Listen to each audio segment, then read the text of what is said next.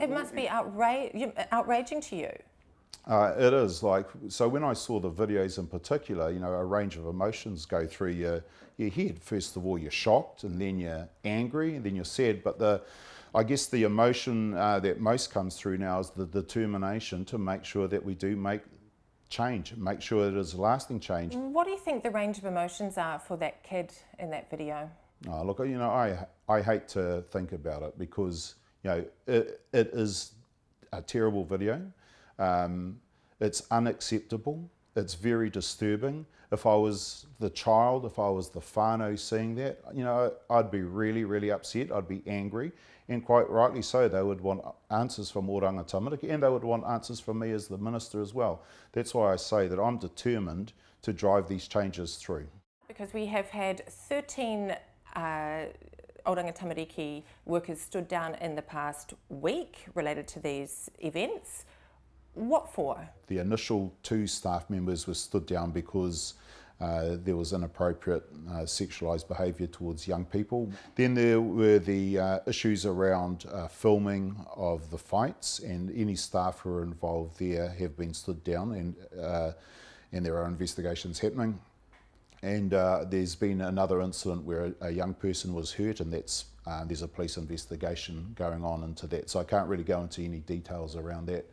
So what we've done when we said that we're going to have this investigation was we wanted to flush out all the wrong behaviour that is going on.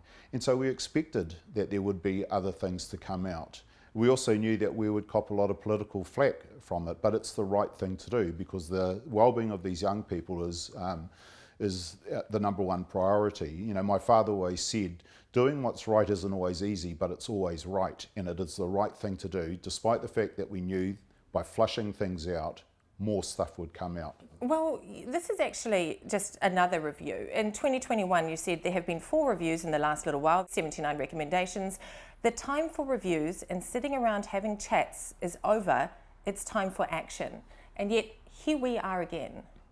Well, this, by getting Mike Bush to do this, he's actually going in and seeking out the problems and going to fix them. That's the thing. Minister, you have already reviewed these residences in 2021 and you've found some of the issues that are at play here. You have found significant and persistent gaps in the provision of consistent and child-specific care, inadequate support from OT.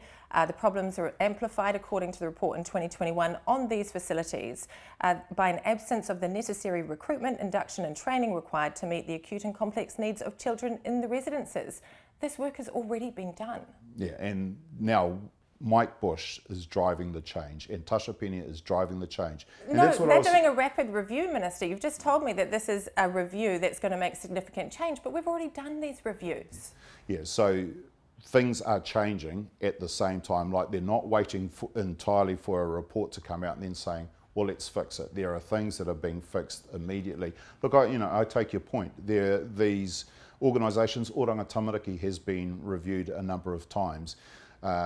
But changes have been made, and Oranga Tamariki... But they're not working. The reviews aren't working. We can't review our way out of this problem, can we? Well, there are a number of work streams in Oranga Tamariki, and they have made changes. So, in particular, people remember the 2019 uplift. Here we are with 2 cases of potential sexual abuse, fighting being filmed in a youth justice residence, just in this week. Yeah, and like I say, there are a number of parts of work to to what Oranga Tamariki does. Youth justice residences are one part of them.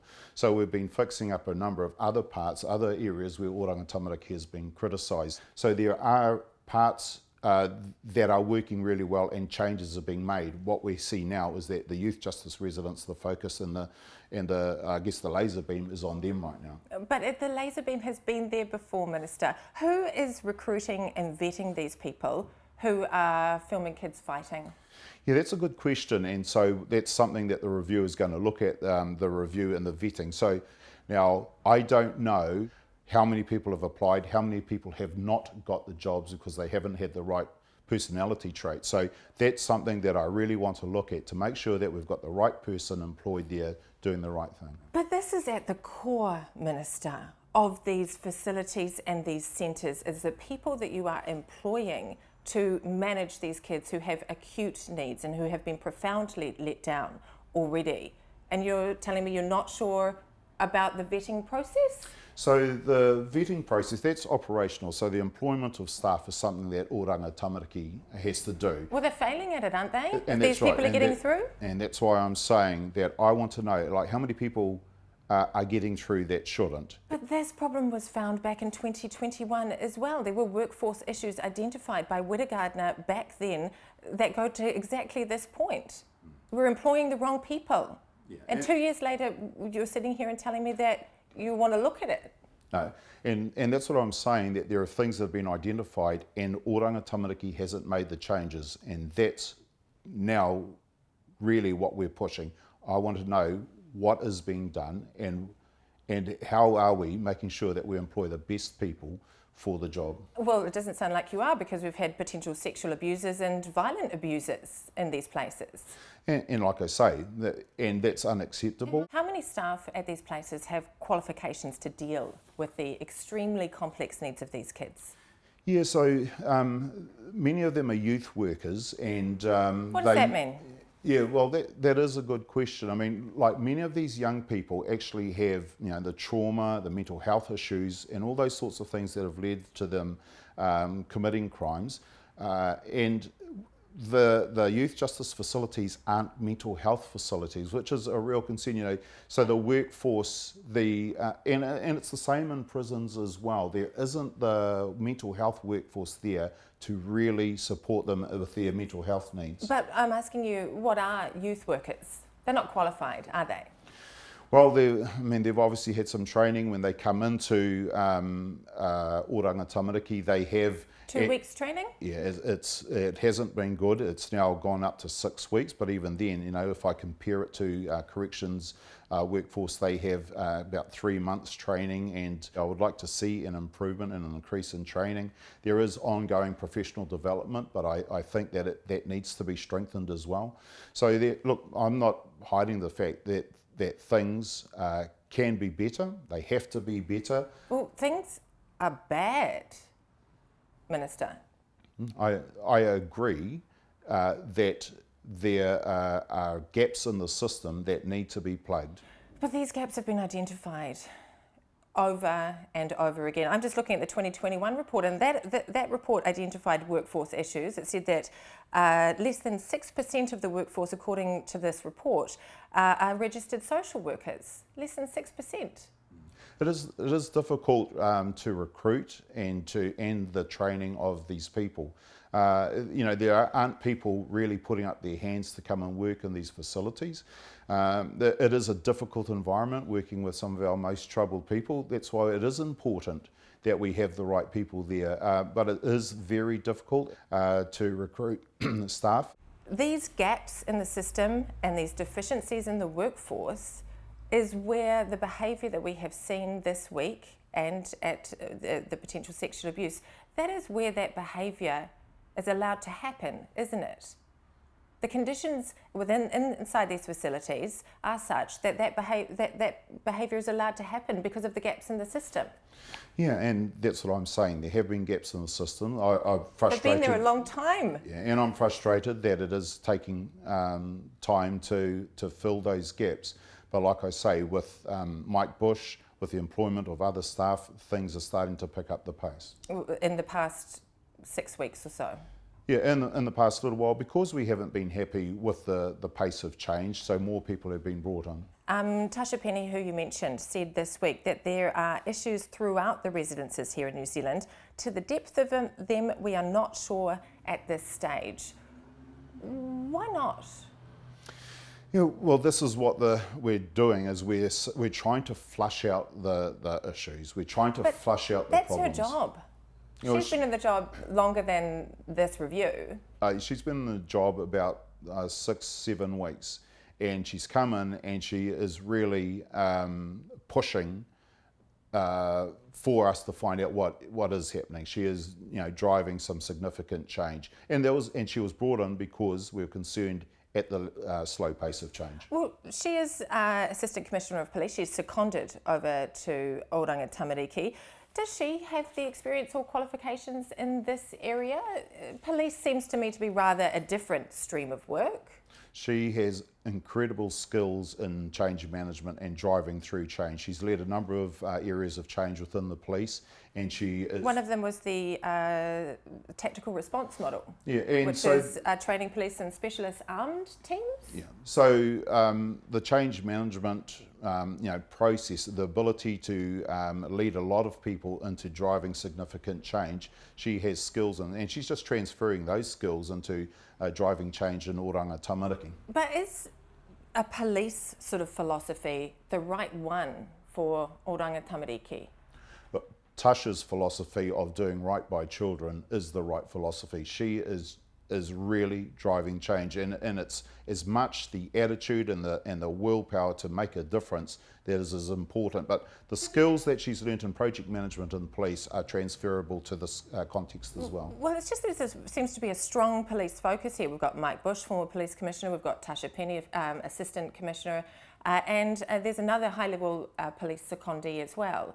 So that is a real sort of push, I suppose, on that police philosophy into Oranga Tamariki, and I'm just wondering why and how that sits. Well, what I like about the three people that you've mentioned is their no-nonsense approach. They've got a no-nonsense approach. Here's the problem, here's the issue, they've defined it, they understand it, and they're driving through change, and that's what we want. But can these young people, I suppose, will they have trust in a police approach in these facilities? Well, look, believe it or not, I think that police also, when they go about their daily work, they want the best for young people. I know that Tasha has said to me that driving through change to make the lives of these young people better is what motivates her. She has phenomenal skills. Mike Bush has huge skills as well. And like I say, their no-nonsense approach, defining the problem, defining the solutions to get to the end result. That's a very valuable skill, and it is transferable from whatever context they were in before to this context now. Would you agree that the public has lost confidence in Oranga Tamariki? Look, I'd say that because Oranga Tamariki, before I was the minister, was in the news like weekly. Then there was quite a long period of where we've done a lot of work, we have made a lot of change in a number of areas, and in fact, it was only about 6 weeks ago someone said to me, we haven't heard much about Oranga Tamariki in the news. Well, little did they know.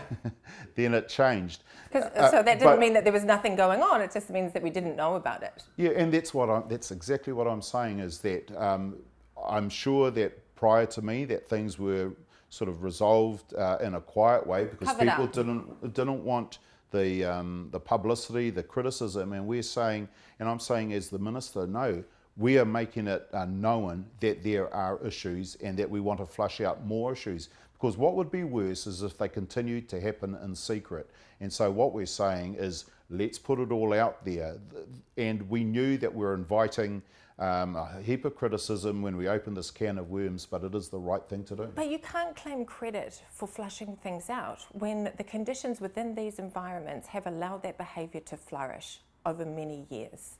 That is a failing, Minister. Yeah. And over many years, and I'm sure that these issues did predate my time as Minister, but what we're saying is, like, we want this to be aired. We want people to come out and tell us what the problems are. That